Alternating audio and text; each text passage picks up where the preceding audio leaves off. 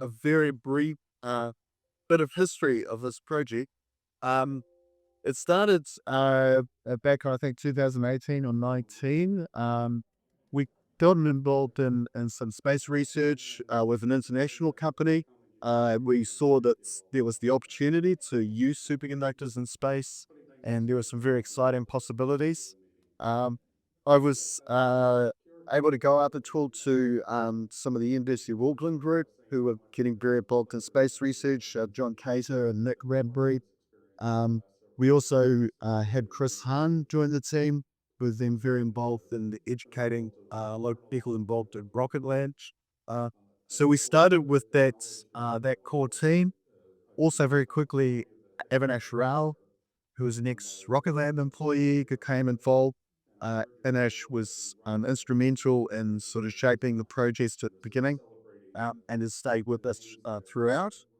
Uh, so it was really a multidisciplinary, multi-institutional team that Dolphin started. Uh, and then we were lucky about 3 years ago, Randy Pollock joined us, and Bettina with all their experience working at JPL. So that then really put us on a path to achieving this goal of getting a magnet to the space station. Thanks very much to MB, who funded this as an Endeavour fund. Um, I think it's had a lot of faith for the assessors and MB to realize this was an ambition worth backing and seeing through. The purpose of Heki, of taking a magnet to the space station, is because we've always had the desire to make a difference with our technology. And with our superconductor technology. So there's a long history of superconductor developments and discovery in the Robinson Institute and our predecessors. I was just reflecting in a conversation before, I think it was about 1997, first superconducting magnets in the world using the new high temperature superconductors was put into operation at GNS Science in one of their beam ones. So there was another demonstration of faith and confidence in pushing this technology forward. And I think this is a good successor event, if you like, to that. For the first time, putting that superconducting magnet of such a class into space. Um, so the purpose of this magnet is that it's part of an ion thruster technology. So it's a new way of moving objects around in space, which we think can be scaled to higher powers, can be more efficient, and can enable people to do things in space that haven't been done before. Uh, so it really is a tremendous opportunity for New Zealand to take some superconductor technology and do something new and unique with it. Um,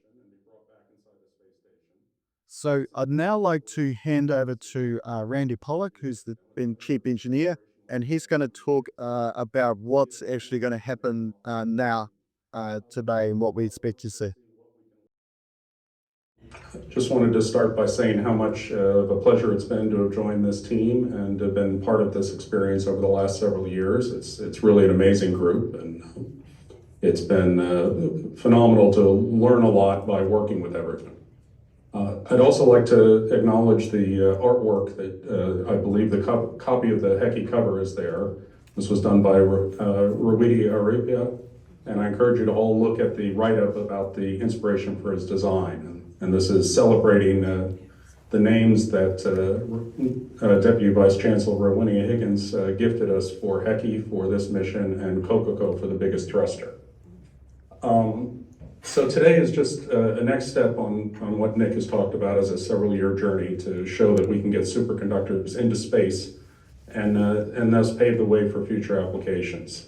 To get here, the teams had to work hard to mitigate risks that we can manage and do everything we can to make this as high a chance of success as possible.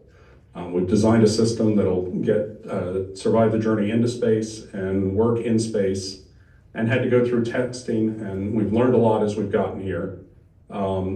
We've had to simulate launch, run through extreme temperatures, and do a lot of work to make sure that the system is going to be a good neighbor to everything else on the space station, that we're not going to cause interference either electrically or magnetically to everything around us.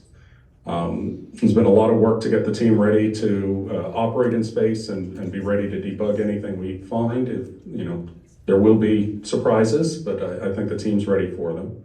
And one of our biggest challenges has been convincing NASA to fly something that is this outside of anything they expected. We had to start by teaching them, working with them to figure out how to handle an electromagnet this powerful within their normal design requirements.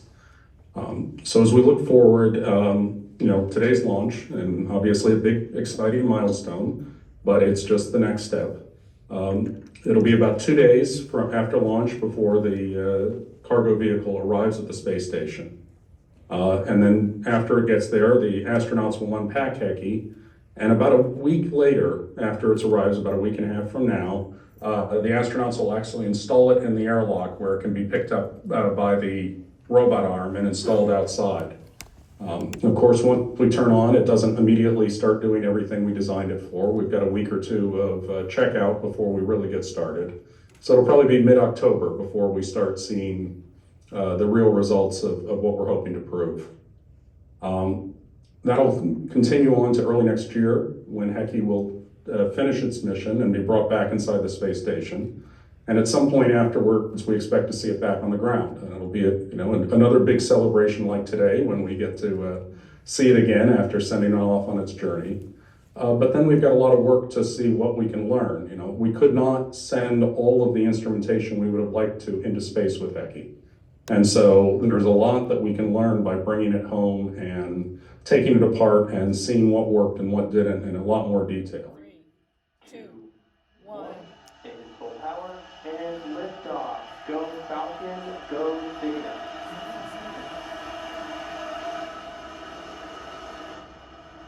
And liftoff, Falcon 9 and Cygnus 8.